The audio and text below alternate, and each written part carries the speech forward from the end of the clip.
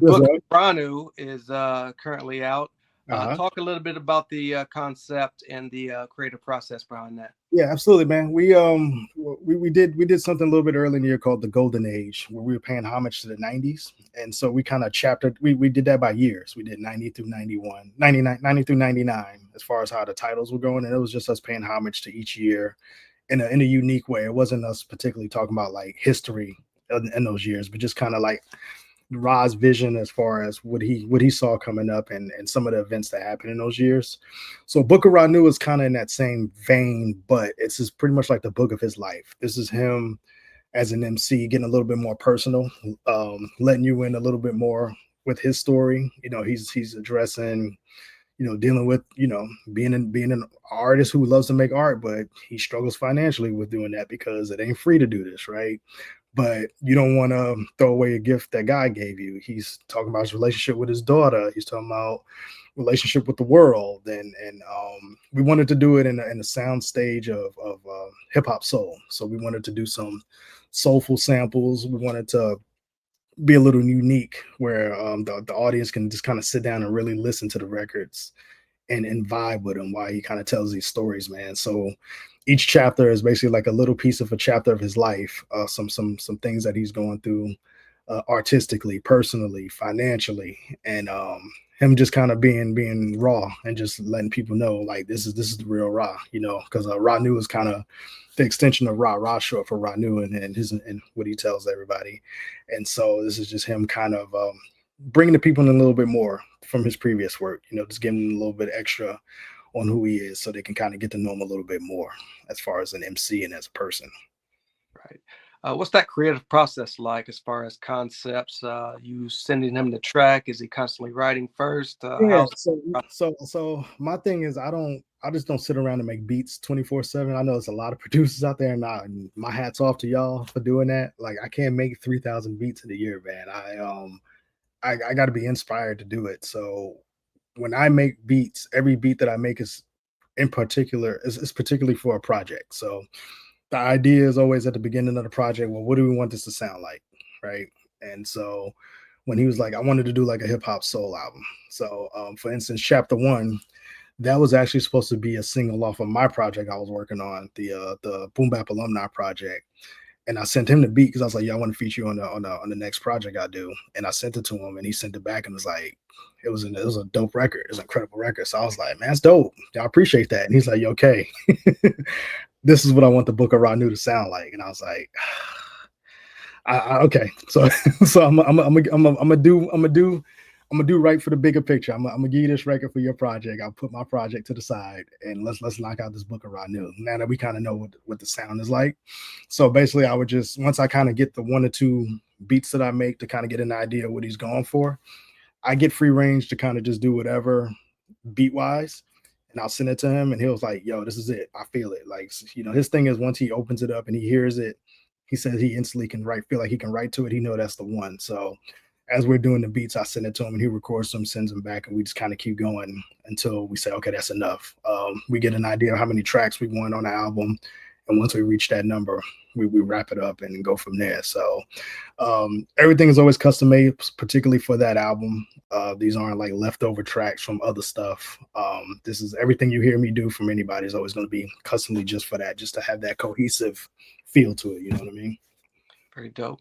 What has been the feedback so far on this project? Oh man, we're hearing good stuff, man. We're hearing it's definitely different from the Golden Age project, which is what we wanted. We're hearing that sonically we went there somewhere different. Because it's hard to make a soul album that, and I didn't use any commercial samples with this. You know what I mean? I had to really dig deep and find some samples that, because once you hear one James Brown sample, you hear it all. You can tell what it is. So that's I always pride myself in just finding different types of sounds to get that feel. So to do 12 records, well, 12 and a half records, because chapter 12 is basically two songs in one. But to do 12 songs and find some samples that's not being used to connect to the audience, it could be a task. But I kind of stay away from what other people do and kind of do what I do with my ears here. So I went sample searching for this one, man. I was in record stores. I was, you know, reaching my usual connections overseas to see if I can find they got something that they can give me, and it worked out, man, to where we was able to find some soulful joints that's not something that you typically would hear. So the thing I'm always hearing is like, yo, you guys did a soul hip hop soul album where I'm hearing samples I've never heard before on this type of thing, and that's exactly what we wanted. We wanted it to be abstract. We wanted it to be unique. We wanted to have a warm feeling to it when you listen to it, and just wanted to be different. So we're hearing good things about it, man. We got some more visuals we're gonna do with this one. We got some more promo we want to do with this one, and we just kind of getting started, man. We only been out for a month, so we got a long way to go before we put this one to bed. Dope. How did you guys link up with Mad Good Records? So that's my guy Travesty, man. He connected me with DJ at Mad Good Records. DJ, he said DJ kind of like what we had going on. And so he kind of made the introduction. We chopped it up with DJ for a while, and kind of just decided, do we want to do a little trial run as a partnership for this project? And he was all for it, man. And DJ he's a stand-up dude at Mad Good Records, man. He's one of those, similar to me and you, man, hip hop guy. Like, he loves talking about hip hop, the culture. He loves talking about music, ideas, and just kind of, I love the feeling of what they have, as far as it feels like I'm hanging out with like Loud Records. You know what I mean? It feels like you're hanging out with that type of crew, where it's like they just care about the music and they care about the art. Mellow Music Group. It is, it has that kind of feel to it, to where I can see what DJ's trying to do. I see where he's trying to go, man. And anything we can do to kind of help his catalog and our catalog at the same time to get us both to that spot.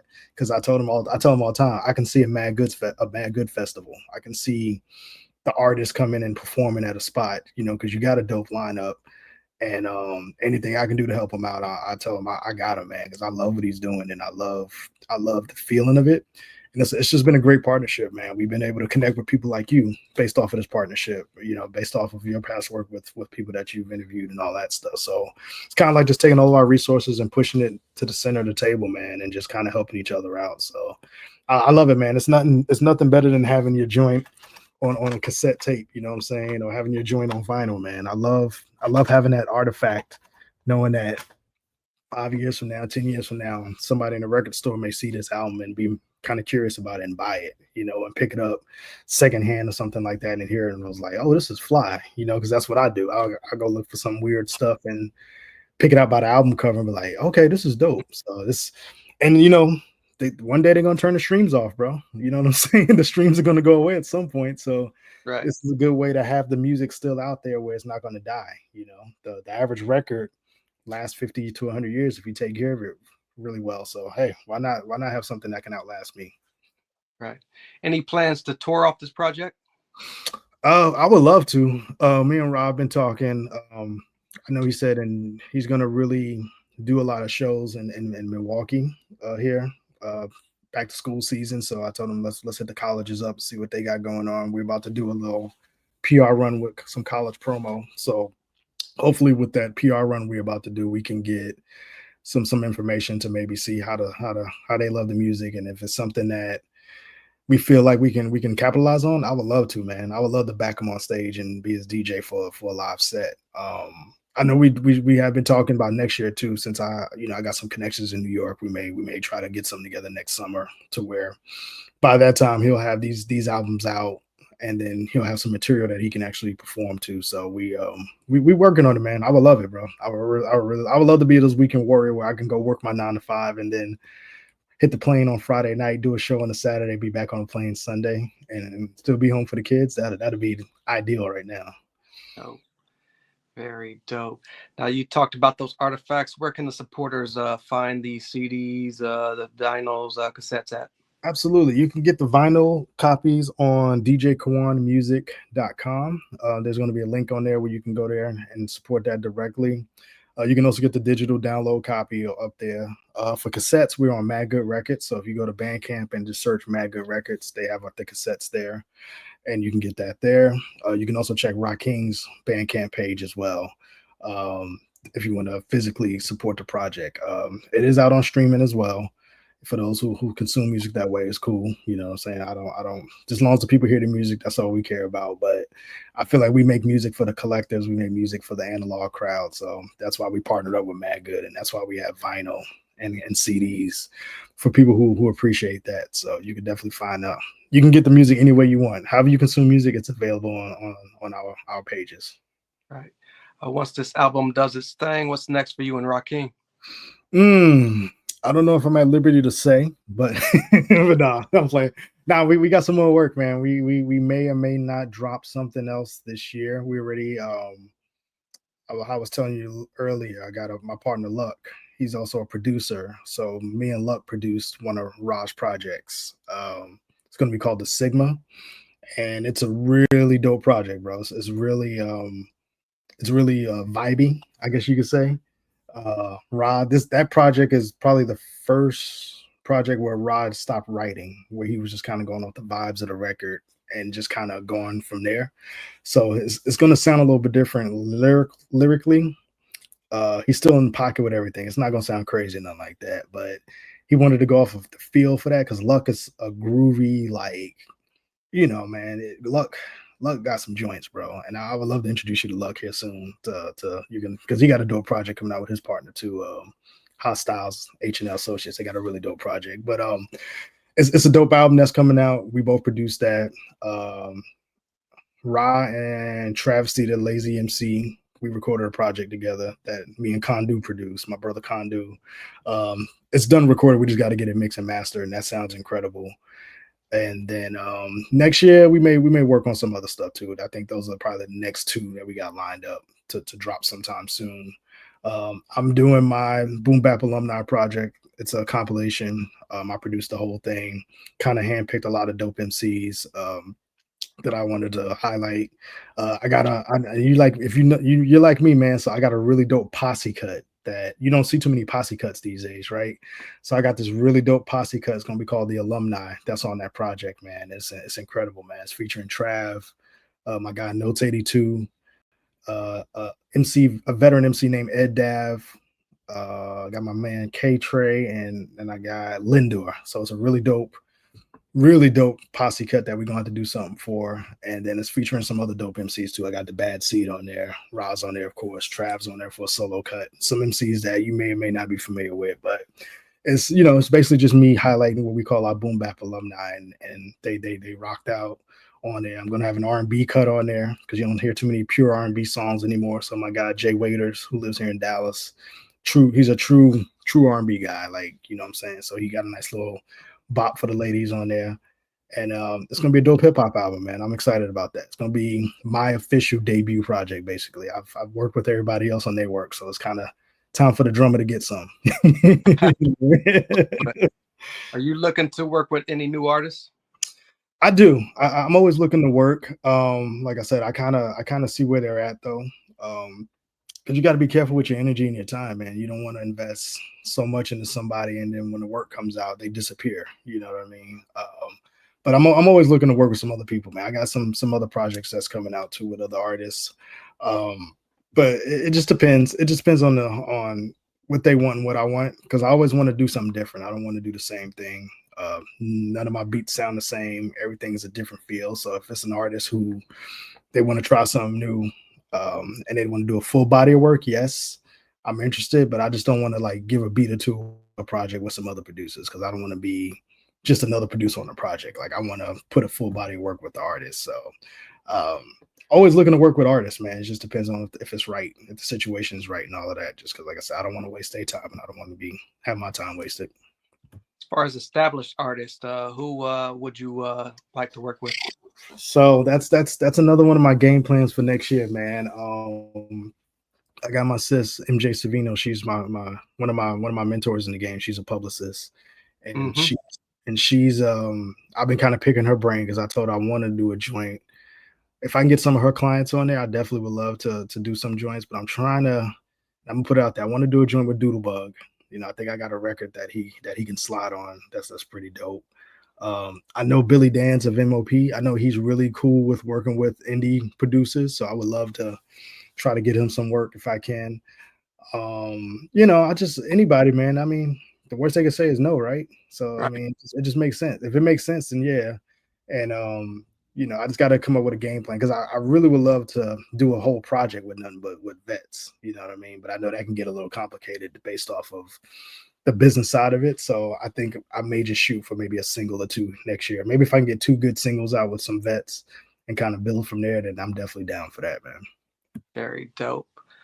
With so much going on in the world and so much music dropping, what keeps you inspired to make new music? I stay off of social media a lot. I promote on there. I check out my homies on there to see what they're doing. I'll check for what's going on political wise and all of that, but for the most part, that doesn't affect my mood in the music. Um, I try to keep things simple, man. I spend time with the family, spend time with the kids, and when on the weekends I knock out a couple beats, and I just stay inspired musically whenever a project's coming. That's when I get inspired. It's not. It has to be something that I'm working on to get me inspired because it gives me ideas. I can't randomly just think of ideas to do. It has to be attached to a project so I can stay in that thought process the whole time. So like here recently, are you familiar with an artist that goes on named Trey Dot? He's um Mm. he's based out of North Carolina. So me and Trey Dot, I met him a couple years ago by interviewing him. And here recently his father just passed, but he did he's on the Boom Bap Alumni Project. He has this incredible record where he's detailing taking care of his dad because his dad had Alzheimer's. So he was kind of detailing that process of being his caretaker. And so he felt so good about the record that he was like, let's do an EP together because I want to document what I'm going through, and your beats are kind of bringing that out of me. So within the past 3 weeks, I was sending him beats, and he got the records. And his father passed away last Monday. And so within 2 days of that, he wrote the record, literally talking through that, on that. So that's that, like things like that inspire me because it's kind of like we're living in the moment, we're living in the now. So that's how I want to create. I want to be in the moment, have those feelings now, so it can translate to the music. So that's kind of what I do, man. It's just like when I work with somebody and they got an idea, let's build on that idea and let's put it out. Other than that, I just kind of chill. I'll take a break here and there, chill and listen to everybody else's stuff and support my peoples. No doubt. We appreciate what you're doing for the culture. The book of Ranu is out now. Before we get out of here, be sure to shout out your social media and where we can keep up with you at.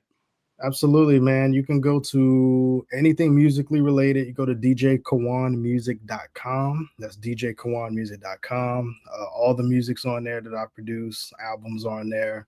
All videos that's related to the projects are on there. Merch. We got hats, jerseys, t-shirts, everything. Vinyl, cassettes, everything. Social media wise, you can catch me on Kawon J Productions. I used to have it as DJ Kawon Beats, but apparently there was some guy in like Amsterdam that had the same name, and he's not active, but he was getting a lot of attention based off of what I was doing. So I had to change it to Kawon J Productions. And that's the same thing. Everything on there is based off of like new beats I'm working on, uh, ideas, some videos. I interact on there. I talk to people. Like you want to chop it up about anything, I'm on there, man. And you know, I guess if I'm on Facebook, it's just Kawon Jenkins, but Facebook is for mom and auntie and them, so I'm not really as active on that as I yeah. What about the radio? Radio's Kawon J Media. That's also on the website of djkawonmusic.com. The link to the stations on there 24/7. The link to my interviews that I've done with artists are on there. And we used to have a DJ Kawon mobile app, but I got rid of that early in the year just because it wasn't enough engagement on there. So it didn't make sense to keep paying for that every month. So it's on the website. If you have TuneIn, you can find Kawon J Radio on TuneIn. I'm still on there. A lot of my feeds come through there. Apple, I think it's on Apple on iTunes. You can find the station on iTunes as well. So just put in Kawon J Media. If you got an Alexa, just tell Alexa you want to hear Kawon J Radio, and she'll pop up, and you can listen to what we got on there. Some dope indie hip hop. We have a few shows here and there on the station. Sundays is our chill day. That's when we have some jazz shows on there. And throughout the week we have some dope new shows on there. Mixtape shows on there every Wednesday. You can listen to it at 8 p.m. Eastern, and it's just dope music on there, man. Just dope content for the people. Definitely. We'll be on the lookout for everything you got coming up. That is DJ Kawon. I am the Jones Sin-seer. This has been another great episode, and now hear this. Thank you so much. Thank you, brother. And I'm gonna send you this cassette, man, from me to you. No doubt. I'll be on the lookout. Appreciate you. Thank you, brother. Peace. No doubt.